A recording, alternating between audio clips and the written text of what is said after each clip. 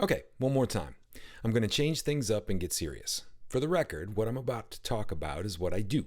I'm an entrepreneur. I create startups and products that serve customers and businesses. I've been doing this for 25 years and I've got major exits and major failures under my belt. Also, as a warning, this video is about my product playbook, which I turned into an ebook, which you don't have to buy. A couple videos ago, I talked about a post I wrote for Built-In, which covered the first chapter of the playbook. In that video, I started at the very top with the startup's vision. In this video, I'm going to jump ahead in the playbook to the most critical part of the product development process, what's known as product market fit. Once your vision and mission are settled and once your target market is defined, the most important choices you'll make are those that concern what features to build into the product itself. That's product market fit. It's a target, and aiming for it should never be guesswork. Seriously, this is dense. But the next video is going to be about starting a business when everyone is broke, because everyone is broke, including me, and that'll be fun. First, I'm going to do a quick high-level overview of product market fit, so we're all on the same page when I use what's essentially a buzz term. Product market fit is a relatively new term, usually credited to a couple of Silicon Valley venture capital investors, with ultra-famous VC Marc Andreessen popularizing it when he said that achieving product market fit meant this: being in a good market with a product that can satisfy that market. I mean, you know it's water because it's wet. Or more to the point, you get to product market fit when a lot of people buy what you're selling. Product market fit is not a science to be decoded, it's just a term. So let's break down Andreessen's definition. Once you define your target market, you've identified a market that is hopefully a good market per that definition of product market fit. So now we need to decide whether or not your product can satisfy that market. Well, that satisfaction is going to come from solving that market's problems. You need to identify, expose, and promote the value of your solution to those problems to your target market. So in real terms, you need to build a product that is the embodiment of a solution that solves your target market's problems. Make sense? Okay. Business needs are the problems, key benefits are the solutions. You define those two things, then you prioritize everything the company does, not just builds, but does to solve the problems. Defining business needs can be done generally 3 ways. Ask your customers directly. This can be done one-on-one or with surveys. The former takes a ton of time but can be more open-ended and thus more insightful. The latter can reach a larger number of respondents more quickly, but is almost always just scoring the accuracy of predetermined hypotheses. But more damning than that is that too often customers don't know exactly what their problems are. They just know how those problems manifest themselves. There's a huge difference between relieving symptoms and offering a cure. Customers are also pretty bad at ranking their own pain points. Whatever hurt last, hurts worst. Measure your customers' behavior. One reason I'm a huge fan of demos, prototypes, and minimum viable products is that you can quickly start collecting data on how your customers grasp their own problems and how they gravitate towards a proposed solution. In other words, you can learn from what they do, not just what they say. But this is hard to pull off because it requires you to have your customers, or at least a statistically significant subset of them, already on board. Market research is probably the next best thing to measuring customer behavior, provided that research is also done with a grain of salt. Because, like asking your customers what they need, you're mired in the world as it is today before your product exists. This is the old Henry Ford predicament. If I had asked my customers what they wanted, they would have said faster horses. Market research suffers from the same flaw. Existing solutions will be cheaper and simpler or more complex and expensive, but none of them are exactly yours. So, and don't tell anyone I told you this, but you really have to rely on a healthy dose of gut. You didn't start your innovative company to be a carbon copy of the existing solution. Your vision and mission play a large part in what you develop as a solution. It's my belief that your best chance at uncovering the right business needs is to employ a combination of all 3 methods. Then your business needs will eventually drive the functional specifications of the feature set of the product you're setting out to build. But first, they serve to dictate the solutions to the problems. And to do this, you break down the solutions into key benefits. In some simple sense, you can get to a roadmap just by lining up key benefits with features and business priorities and slap those things into a quarter-by-quarter Gantt chart. It won't be super useful, but at least you'll have a plan.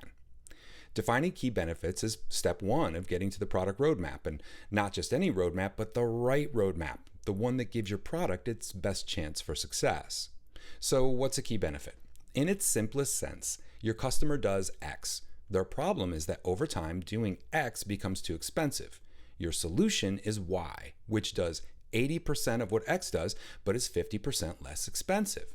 Furthermore, your gut and your market research tells you that the other 20% that your solution does not do is just bloat, and almost your entire market could live without that functional 20%.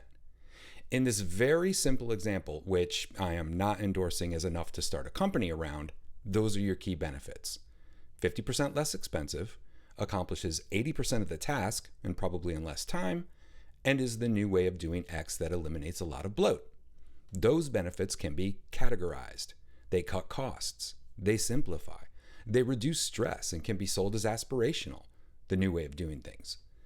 Now, to prioritize those benefits, I've come up with a matrix of where most general key benefits fit into major categories, and here they are, listed by general priority. Top line, the customer can generate more revenue or money directly, gain knowledge that leads to more sales and that revenue and money indirectly, add function or value that leads to higher customer lifetime value and or smaller customer acquisition costs. This is mainly for B2B. Open or enter a new market or niche, also mainly for B2B. Let's talk about the bottom line benefits. The customer can cut costs directly, eliminate resources such as people, services, third-party products, save time taken by education, training, mistakes, and increase efficiency, simplify operations, and increase productivity.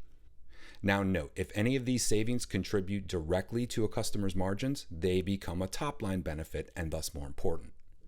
Now let's look at the third, aspirational.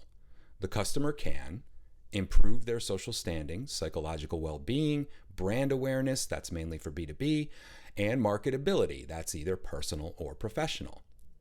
And then finally, psychological. The product can reduce stress or complexity, increase control or comfort, or can be used without impact to loyalty. In other words, the customer doesn't have to give anything up to realize that benefit. Now, don't sleep on any of these, but do prioritize the ones at the top where money is involved. Now we're ready to talk about the roadmap and actual hands-on labor. Fire up a Gantt chart because we're going to start throwing stuff at it.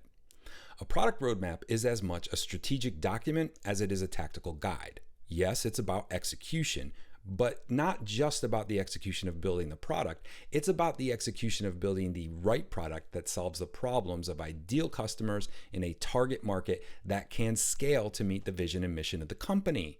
Lots of strategic decisions to be made there. So I'd like to start by listing out the priorities associated with all that. Those priorities could and should include feature sets or big complex features, strategic and sales initiatives, organizational shifts, market expansion, even acquiring and serving large strategically important customers. Once we know that big stuff and how long we want to spend on getting to specific milestones, we can build a product that best fits the market we will serve. Why did I use the word statistically significant? Why did I use the word respondents? Why did I use the word popularizing? I suck at saying those words. Look, here's an ebook. I have two. The other covers all the silly basic things about starting a real business. Again, you don't have to buy them. If you're a member of Teaching Startup, you already have the content because the playbook started as a series of answers to the question about how to actually build a successful product that people will buy and love, which is a question I get in one form or another over and over again. It's a short read, and it should be. It's like 11,000 words, maybe an hour or two if you're really thinking about what you're reading when you read it. But most importantly, there's no bullshit in it. I'm not trying to write a book. I'm trying to compile and present information in the most efficient way possible. I'm marketing and selling it as an ebook because that's what I do. It's almost like an experiment that I can keep learning from. But like I said, the book itself is just a way to get people into teaching startups so they can learn to be better entrepreneurs, even the successful ones. I'm still learning. So let's talk about Teaching Startup. That's the way to support what I'm doing here. Teaching Startup provides access to actionable, insightful, and honest startup advice for entrepreneurs at all experience levels, regardless of their connections or resources. In Teaching Startup, you get access to over 700 questions from hundreds of members, answers from hand-picked, experienced serial entrepreneurs like myself, advice posts and member polls, plus you get new Q&A each week in an exclusive newsletter. It's 80% of the benefit of a startup advisor, but there's no bullshit or scheduling or small talk, and thus it's a fraction of the cost. So you can like or subscribe or whatever, but if you really want to support what I'm doing here, you can help me help you by becoming a member of Teaching Startup. I appreciate you. Go do great things.